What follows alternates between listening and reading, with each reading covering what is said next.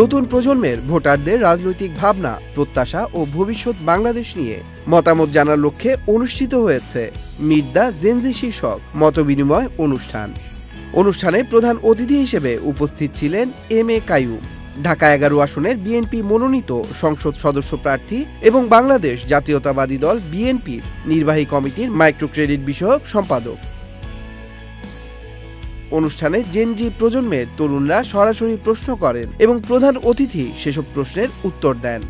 শিক্ষা, প্রযুক্তি, কর্মসংস্থান, নেতৃত্ব, উন্নয়ন ও নাগরিক অধিকার, এই 6টি গুরুত্বপূর্ণ বিষয়ে আলোচনা হয়।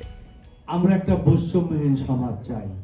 বৈষম্যহীন সমাজ, যে সমাজের মধ্যে ধর্ম, বর্ণ, গোত্র, ধনী গরিব, শিক্ষিত অশিক্ষিত কারোর মধ্যে কোনো বৈষম্য থাকবে না। নারী পুরুষ সকলে স্বাধীন, আমরা যার যার অবস্থানে বিচরণ করতে, যেখানে আইনের শাসন থাকবে, যেখানে ভোটের অধিকার থাকবে, মানব অধিকার থাকবে, মানুষ তার মেধা অনুসারে কাজ করতে পারবে।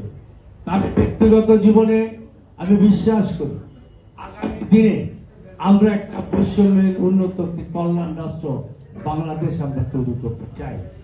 আজকে বিএনপির একটি কর্মসূচি যদি তোমরা দেখে থাকো, সেখানে সুস্পষ্টভাবে কতগুলি কর্মসূচি দেওয়া হয়েছে।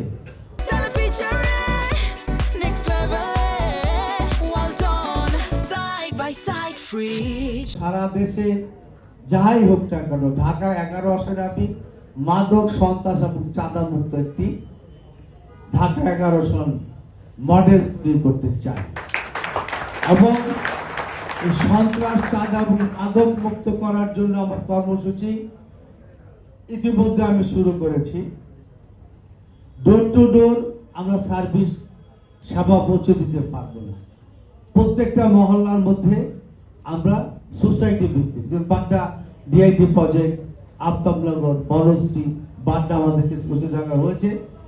আমি আসার পর আমি এই সোসাইটি গুলি অনেক জায়গায় গঠন করেছি। সোসাইটির মাধ্যমে ওই এলাকাটা আমি ডিমার্কেটেড করলাম, ওখানে আমি সিসিটিভি ক্যামেরা দিচ্ছি, ওইখানে আমি গেট লাগাচ্ছি, নাইট গার্ড দিচ্ছি এবং সিসিটিভির মাধ্যমে প্রথমতই আমি চাই ওই এলাকাটার মধ্যে মাদক বিক্রেতা যারা আছে তাদেরকে চিহ্নিত করা এবং ওইখানে সন্ত্রাসী, চাঁদাবাজি বা কেউ কাউকে মারামারি, খুন যাই করুন, আর ওই সিসিটিভি ক্যামেরার মাধ্যমে তাকে চিহ্নিত করতে পারবো। তো আগামী দিনে ঢাকা 11-তে আমরা অনগ্রসর জাতি গোষ্ঠী যারা আমাদের আছে তাদেরকে আমরা সামনের দিকে এগিয়ে নিয়ে যাওয়ার জন্য কিছু কর্মসূচি আমরা বাস্তবায়ন করব। আমাদের ইয়াং জেনারেশনকে আমরা এইসব কর্মকাণ্ডের সাথে সম্পৃক্ত করব। এই জন্য করব যে তারা তাদেরকে সাহস যোগাবে, তাদেরকে এগিয়ে নিয়ে যাবে। তা আমি বিশ্বাস করি যে আমরা উদ্যোগ নিলে সবকিছু করা সম্ভব। আজকে রাজনীতি আমাদের বয়স হয়েছে, আমাদের পরবর্তী প্রজন্মের জন্য তোমাদের দিয়ে আমরা যদি একটা সুন্দর বাংলাদেশ তৈরি করতে পারি, তারপরের জেনারেশনের জন্য আরো ইজি হবে। সুতরাং আমাদের ঐক্যবদ্ধ থেকে সমাজ থেকে সন্ত্রাস, চাঁদা, মাদক মুক্ত করতে হবে।